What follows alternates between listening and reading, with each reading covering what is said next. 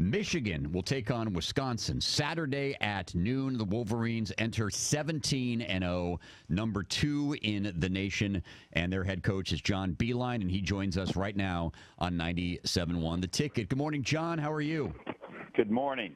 Good morning. How's everybody doing today? We're good. We're great. It's great to talk to you. We really appreciate the time. We have obviously followed your career closely at Michigan. We know about your time.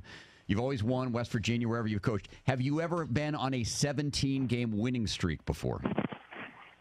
I don't pay a lot of attention to those. I think there's been some streaks that were close to that, but 17 doesn't stand out to me. That's for sure. So I said you go on runs with teams and you don't embrace it probably as much as the media does. You just sort of look at what's next.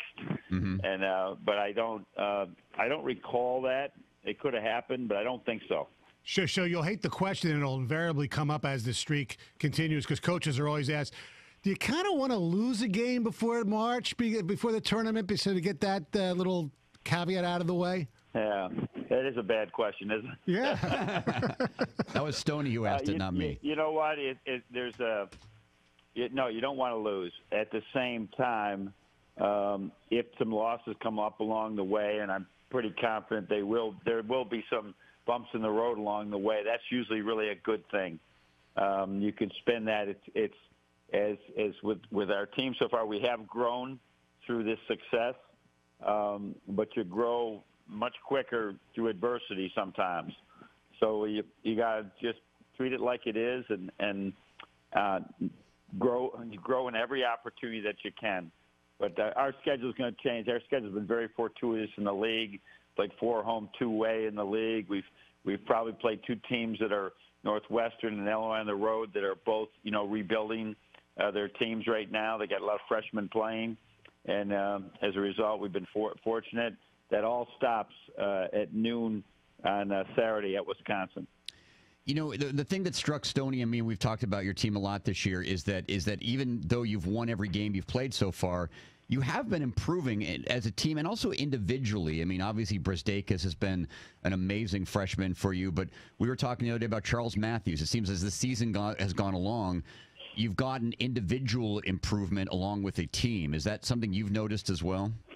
Well, yeah, you know what? This is like you having your own children, and they grow every day, and then the grandma sees them 6 months later and says, "Man, they've really grown," and you don't notice it as much. But I do like that in games we're showing some of the improvement. I see it in practice, and then I haven't seen it in games. Like John Teskey shooting from 3, Xavier shooting from 3. Those are things we hadn't seen in games yet, and so we've been noticing it in practice. But it is when those lights come on, it's always different.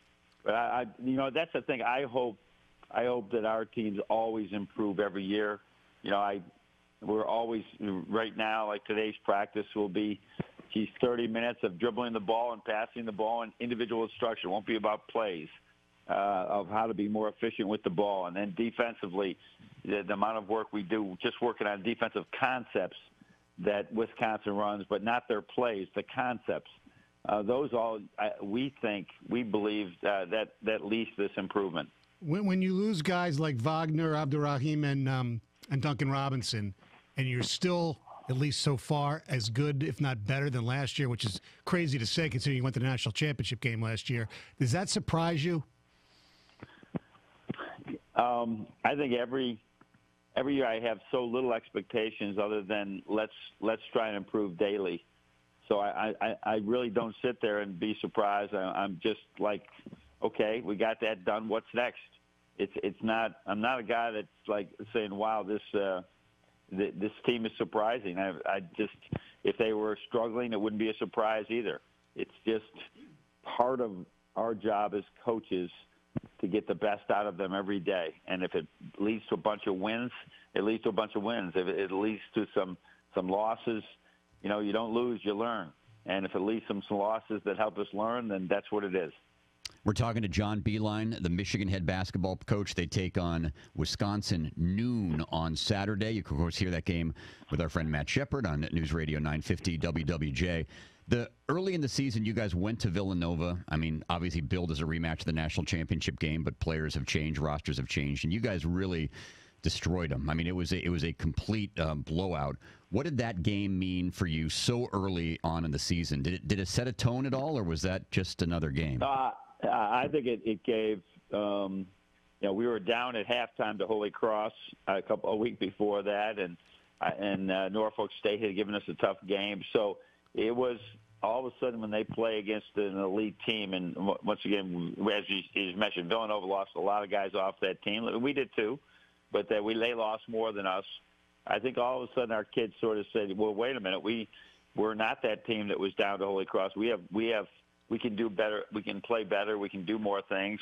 And it gave us a lot of confidence, I think, because we went right after that on 2 days rest and had similar success against George Washington and Providence back to back. So we came out of that probably feeling pretty good that, all right, we're in there now. What are we going to do with it? We have some pieces. What are we going to do with it? And our team has been very composed, very focused on the process, and it's worked so well. It worked so far, so good is what I'm trying to say. Yeah. Historically, even when Michigan's had really good seasons, even going back decades, Chrysler was not exactly a barn, a major home court advantage. Now you guys are selling out every game, even some of the non-glamour games. Is Chrysler becoming just a great place for you to play and tough for the opponent right now? Yeah, I'm not aware of what it was back in the days, other than watching it on TV. I do know that a lot of the improvements we've made have made it. Not only the team is good, but what was it, 6 years ago or 7 years ago, we had a major upgrade where there was actually a good scoreboard and there was good lighting. And thanks to Bill Martin, Dave Brandon, these ADs, President Coleman at the time, they made it a better atmosphere. And so I think that has a lot to do with it as well, that it's a comfortable place to go watch a game. And but in like 12, 13, 14, it was very, very like when we went to the championship and we won the Big Ten in 14, we sold out almost every game then too. So it is and right now everybody likes it when you win. That's one way to fill crowds. You can do all the other extra halftime shows and everything, win games, and people like that. John Beilein with us here, 97.1 The Ticket. Just a couple more minutes. Michigan right now is third in the country in scoring defense, allowing 56.6 points a game. That's the national narrative, as you probably know, John, about your team, is that for years John Beilein was an offensive mastermind, but now his Michigan team is playing defense too. What do you think about that national narrative, and how much pride do you take in that stat I just read?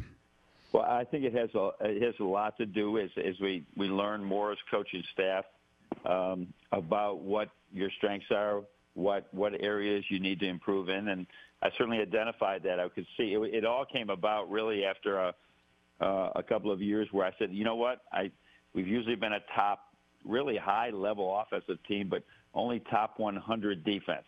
Now there's 355 teams, so it wasn't like we were laying down and letting people score. Mm-hmm. But it wasn't, and I sensed the year where our defense was not going to be, our offense was not going to be as good because we were rebuilding. So I said, there's only one way we're going to win here is our defense has to improve. So we tried to change some things, tried to really meet, and I hired Billy Donlin that year to just really just be the voice of the defense. And when he left quickly after a year, but he really helped us. And then Luke Yaklich has just come in. DeAndre Haynes and Sadi have done great scouting reports, and it's helped us in that way. But I think throw that, and I mean these assistants I have are spectacular. But we have Charles Matthews and Xavier Simpson, and those two guys love to guard people. Not that other guys didn't, but they love to guard people, and that is who we are. And it has a lot to do with emphasis from the coaching staff, but also emphasis by those two players. It's made a big difference. John, we know you're busy. Thanks so much for the time. Good luck against Wisconsin. Hopefully we'll talk to you very soon. Thanks, Coach. All right. Thanks for having me on, guys. Thanks a lot.